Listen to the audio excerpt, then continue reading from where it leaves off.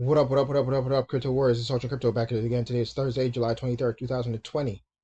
If you're stupid enough to buy it, you'll pay the price for it one day. Jamie Dimon, CEO, JP Morgan Chase, October 2017, he's speaking about Bitcoin. This is why the internet rules. The internet doesn't forget. She remembers everything. Dimon's takes on Bitcoin, Diamond versus Bitcoin. He's been bashing Bitcoin for 4 years consecutively, for 4 years, and on many occasions, or at least one for sure, where his company was caught.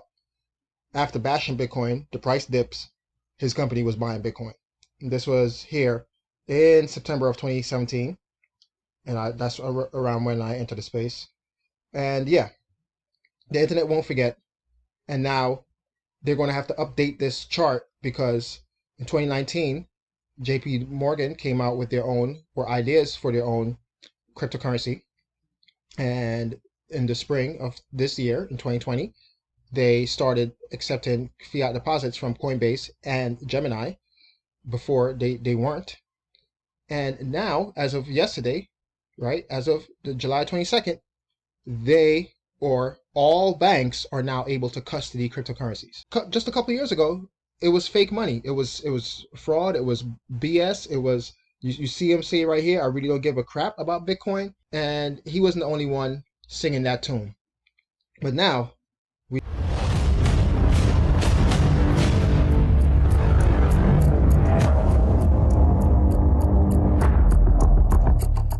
see that banks in the U.S. can now offer crypto custody services, regulated service. The Office of the Comptroller of the Currency, OCC, is letting all nationally chartered banks in the U.S. provide custody services for cryptocurrencies.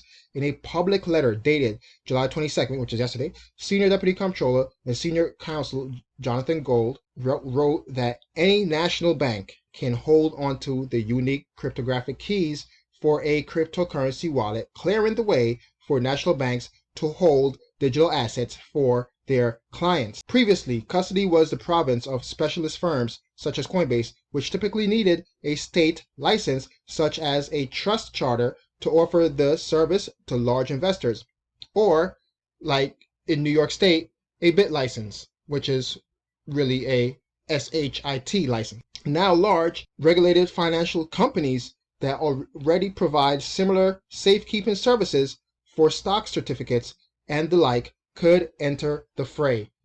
Banks are dying. They're not making any money. If you look at the banking sector, like index or ETF, whatever, they're down for the year. They're not making any money. The only banks that are making money right now are banks that have incorporated Bitcoin into their system some way, somehow, either offering it or custody services for holding Bitcoin. Those are the banks that are making money right now. And I did a video a couple of days ago where the banks that offered custody services were up some 34% on the year, while all the banks are down 30+% or more. So it only makes sense. It only makes sense. We're seeing a transition right now to a fully digital economy where you're going to have your banks offering custody services for cryptocurrencies and the like, and also for digital forms of stocks. We're going to see that come next. Mark my word. The OCC is currently headed up by Brian Brooks, a former Coinbase exec who joined the regulator earlier this year. So he's already making moves. This guy left Coinbase to join the regulators, right? To open the door, so to speak, to make it easier for banks and make it easier for crypto companies, because he saw the trouble that companies like Coinbase, the company that he previously worked for, was having trouble getting things done. And although I don't agree with what Coinbase does, I definitely know that they are opening the door, so to speak, for the rest of the crypto space to come in behind them, if they allow it, because we know that they'll try to regulate the hell out of it to prevent new companies from forming up. But I won't get into that right now. He's filed he's filled in as acting comptroller since the beginning of the summer and has already proposed a number of reforms that would benefit crypto companies, including a national payments charter which would let crypto startups bypass the state-by-state approach in terms of acquiring money transaction licenses if they provide payment services. Again, this is great news because you see a situation where a lot of companies can't enter New York State because of this crap license that they have, or bit license, and that they have to get a money transmitter license for each individual state.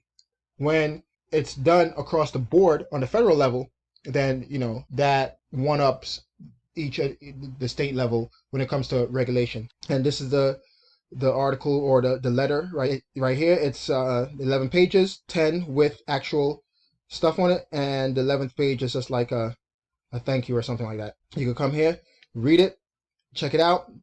Links, as always, will be in the description. Let's get into it next. More great news. Like this right here is just like a Bitcoiner's wet dream. This one especially. BitMEX owner awards 50K grant to Bitcoin smart contract developer. The parent of crypto derivatives exchange BitMEX has given $50,000 to Bitcoin core contributor who revealed last week he was working on smart contract language for Bitcoin. Now, we see that DeFi this, DeFi that, everything DeFi is blowing up on Ethereum, and they are making tons of gains with those DeFi projects right now. Can you imagine if DeFi projects were able to use smart contracts on Bitcoin and have that same kind of leverage using actual, running it on the actual Bitcoin network itself? Mind-blowing. Like I said, a Bitcoiner's wet dream. This right here is great news again for the Bitcoin space. $50,000 isn't crap when you talk about making money as a developer. However, it's a grant, and this person is going to be working on it. And this is just the beginning, and we'll see more people start to offer developers more grants to develop smart contracts and having it run on the Bitcoin network. Next, we're seeing a pump right now in Bitcoin. Bitcoin price rises to 9,500 as $2 trillion Fed stimulus expected. Bitcoin price broke out from a tightening range to rally above 9,500, but will it hold above the crucial resistance level? We'll see. Within the last hour, Bitcoin price broke out of its sideways range to briefly push above the $9,500 level. Earlier today, Cointelegraph reported that the Office of the Comptroller of Currency, the OCC, has given permission to allow federally chartered U.S. banks to provide clients with crypto custody services. Just read about that. The recent announcement from the European Union to kickstart another $8,500 billion euro round. I think they meant to say 8,500. I'm even messing it up. 857 billion euro round. They need to change a symbol right there.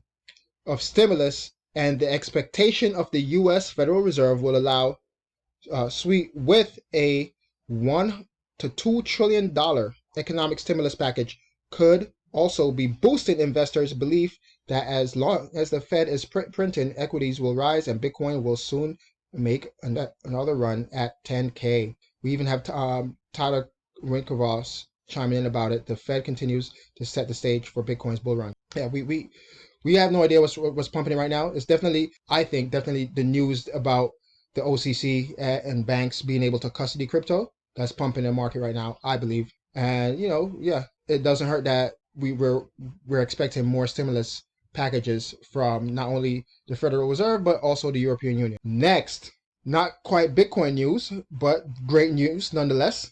Link rival band protocol grows stronger with Icon partnership. I gotta give you guys a little disclaimer here. I do have a bag of Icon. All right, and I am definitely pumped with this one right now. South Korea's leading blockchain network Icon has announced a partnership with Chainlink rival Band, which has gained a lot of momentum recently. The partnership will provide Icon developers with complete access to the Band chain decentralized Oracle network to utilize various data price feeds.